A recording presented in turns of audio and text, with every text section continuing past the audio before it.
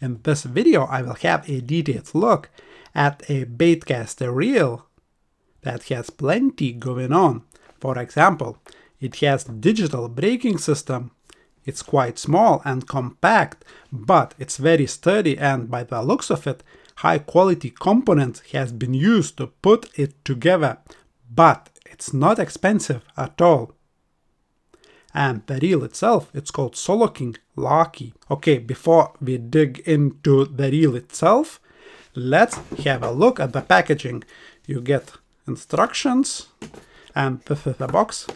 Very basic deal. Oh, it has some information. So drags rating 5 kilos, 11 ball bearings, 7.1:1 gear ratio, stepless adjustment, whatever that means. Actually, I know what it means. I will show you later. Line capacity, go 0.8, 120 meters, and so on. Some more info here. And yeah, that's about it. It has a chip on the front, even though it's a fishing reel. Yeah, that's it for the packaging. And now let's have a look at the reel itself briefly. So as you can see, it's finished in dark gray, and they are saying that the frame and I believe side plates are made out of carbon. We'll take a weight of the reel and the spool a little bit later, but it feels quite light and very small too. Very, very compact reel. And just to be thorough, let's take some dimensions of the frame itself. So the highest point of the reel is almost 4 centimeters, 39 mils. Now when it comes to the length, 74. So it is very, very compact little reel. Now the handle. I'll try just to go from the shaft to shaft. It will be 8, yeah, it's 8 centimeters, 80 mils. Okay, even though I usually would not bother measuring the spool, but let's do it now since we got the caliber out. So diameter of the spool is 30 mils, and wow, that's a very strong magnet here. Okay, very strong magnets, ridiculous. 22 comes to the length, and length of the shaft, if I can get away from this magnet, is 39. Frame and side plates are dark gray. Spool is kind of gray but a little bit lighter in color and it's shiny. Then it has this spool tension adjuster knob that is black but has 2 stripes that are orange, which is interesting choice if you ask me. Having something so, you know, muted and then having something that is not really that important, very kind of, you know, bright. Anyway, the drag star is the same color as the main body, dark gray. The handle is aluminum as far as I can tell, and it kind of matches with the color of the spool, if you can tell. So that's pretty cool. Now the knobs and those inserts and this nut are black, and overall it looks good in my eyes, you know, it looks pretty good.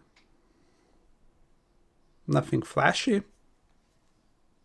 Okay, now let's have a look at all the moving parts and let's find out how well it is assembled. Let's start with the knobs, right? So knobs themselves, as you can see, they are of this fancy shape. It's between, as diver called, I shape and T shape, so it's kind of a hybrid, meaning that to grip them, it's very, very fancy and very, very cool. I like it. And the grip or the surface is kind of this no slip or rubbery, you know.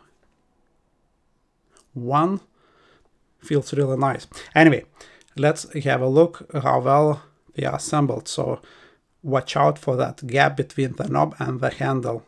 And there is none, absolutely none. Even though they do spin quite well and quite silently. This is impressive.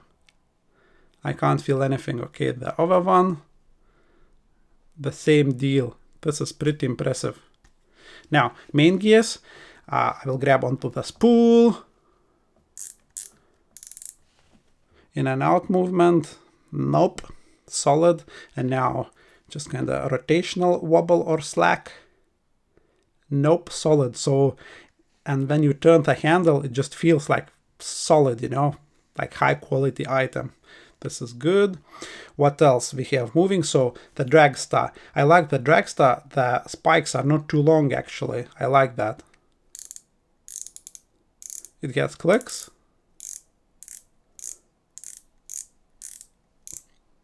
Clicks are kind of really nice. Sounds like, you know, like it's a plasticky sound, but it's high quality. I like it. Now this one doesn't have any clicks. Let's see if it works.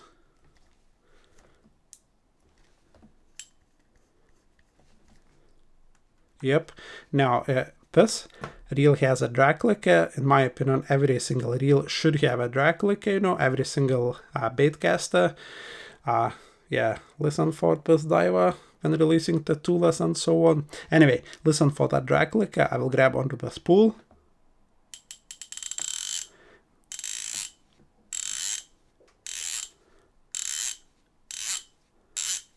So you will notice a few things. One, it's quite loud, and clicks are kind of close to each other, which is good. But it's a little bit jerky. Again, it will improve once I will put this reel onto the rod, you know. All those kind of a little bit sharpish clicks will be reduced. And when the fish will be taking the line, most likely I'll be able to feel those clicks, not only here, but feel through the rod and the reel as well, a little bit. So yeah, well above average when it comes to drag click and this particular reel. It's not the best of the best. I would maybe, like, you know, in between the reels I ever reviewed, maybe in top 10 this one would be for sure. In top 10 it would be. Okay, we moved at that. So spool moves like so. Now let's have a look at the spool release knob. So I mean, if I really apply a lot of pressure, I can get it to move a little bit. But like if I shake the reel, it's quiet, so it's not, you know, moving. Now in this position, the same deal. So yeah, excellent deal here. Line guide. Also, you will notice line guide is of this egg shape. Small egg shape from this side and bigger, if you can see, egg shape from this side. So it's a cone of a shape of an egg, meaning, you know, that the line will be coming nicely when it's going out, and it will allow you to have longer casts because, you know, it's going like that from this end. So yeah, that's cool. Now another moving part is side plate. So there is a lock clearly indicated. I believe you have to, yeah, when you want to remove, you undo this knob and then you twist the side plate itself. Then it comes off. Also on the matter of the side plate, we have this braking adjuster that is actually quiet. It has no clicks, and this is what they meant by stepless, I believe, on the box. And how it's positioned, there is no way that you would adjust it by accident. Like it's, you know, like it's impossible. But I don't feel it would dig into my, you know, palm. It's kind of well concealed, you know, but still you can access it and just kind of change with a nail or just by applying a bit more pressure. Yeah, good implementation here. Anyway, let's have a look at the business end, if you will. So this is the digital braking hub, if you will.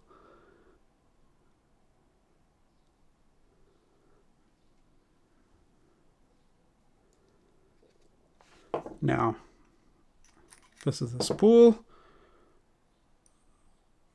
Short shaft, as you can see. Okay, since we got the spool, now let's have a look at the weight of the spool right away. No messing about.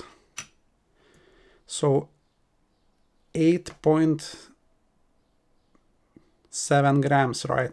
So I would say 2 grams maybe you'll be casting with this reel, even though they are saying that you can cast from 0.8 grams. You might if you have like very, very light right rod, but in general I would say from 2 grams for this weight, because weight is still important no matter what the drag does. But let's see if, you know, when I will be testing this reel, maybe it will surprise me. Anyway, so for the spool we have this, and also what I'm noticing here, the tolerances are like very, very tight. I can't see, you know, line going somewhere, you know, on the spool from this side or from this side. It's like very, very tight. You won't see any gaps like at all.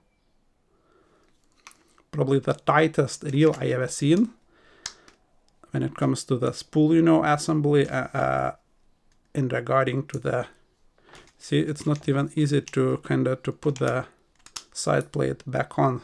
Probably you won't have to mess about at all, because line will never go somewhere where it isn't supposed to. Okay, now let's have a weigh the reel itself. It's saying it should be 150 something grams, 152 I believe in the specs, so it is 154, so a couple grams more. You can say, you know, maybe parts do weigh 150. Oh look, maybe let's reset the scale then. Most likely 2 grams you can, you know, say it will be oil, you know, parts do weigh 152, but oil adds a couple of grams. Yeah, 154 still. Exactly. So very, very lightweight reel, really. Very, very lightweight reel.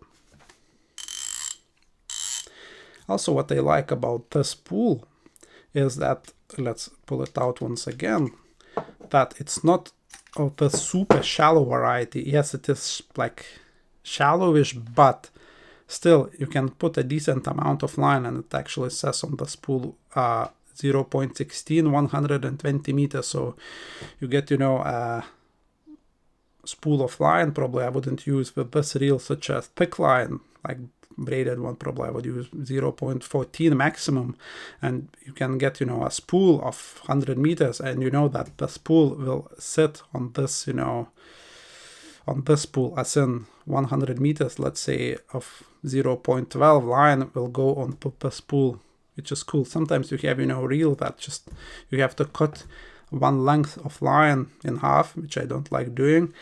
Anyway, let's put it back on, and then we'll have a look at smoothness and power transmission lock. So let's begin with the smoothness. So how the reel does feel when I slowly or quickly turn the handle without any resistance or without any load, and it is very, very smooth. Again, it's not as smooth as, let's say, Diver Alphas that would cost over 200 pounds or like $300. It's not, you know, as buttery, but it's close. It's really close. If those divers would be 10 out of 10, I would play this one 8.5, 9 out of 10. So it's pretty close, you know, let's say 10% worse when it comes to the smoothness. Now, when it comes to the power transmission, there is a little bit of kind of resistance. It does not, you know, feel when I spin it, it does not feel like I'm kind of not doing anything. Kind of, it has a little bit of resistance. Again, it's not a big deal at all. So let's say if I would have, again, one of these divers that do feel kind of like you are not spinning anything, or for example, if you ever had these Tsurinoya Dark Wolf Ultra reels, those kind of, when you spin them, kind of you don't feel any resistance. It's just like feels like hollow. in here, there is a little bit of resistance. See, it's not easy for me to spin this reel just using this technique. Those Dark Wolf Ultras from Tsurinoya, for example, they are crazy light. As they say, they do feel hollow. This one doesn't have this hollow feeling. Again, very smooth, very light, but there is a little bit of resistance. Again, it's a brand new reel. Very likely after, you know, few dozens of casts, hundreds of casts, and a few fish landed, it will get smoother. Pretty certain it will, actually. So yeah, that was Smoothness and power transmission in a nutshell. Okay, so let's make our conclusions. All in all, very, very solid reel. I can't really fault it. It feels really good, and every single moving part is just put together very well. Great replica and so on. Just feels quality, and for this price, I believe it will be around 50 UK pounds or 60 to 70 US dollars at least now. So yeah, you are getting very fancy braking system, which I will test out when I will take this reel out soon, and likely there will be another video me testing it. But yeah, it's put together very well, and it's very, very lightweight still. So yeah, so far it is very, very impressive, and at this point I can easily recommend this reel. Again, if you want to see me kind of casting and using it, make sure you subscribe so you wouldn't miss out on that video. But if you can't wait and want this thing now, I will leave a link in the description below. Check it out. That's it. Thanks for watching. Over and out.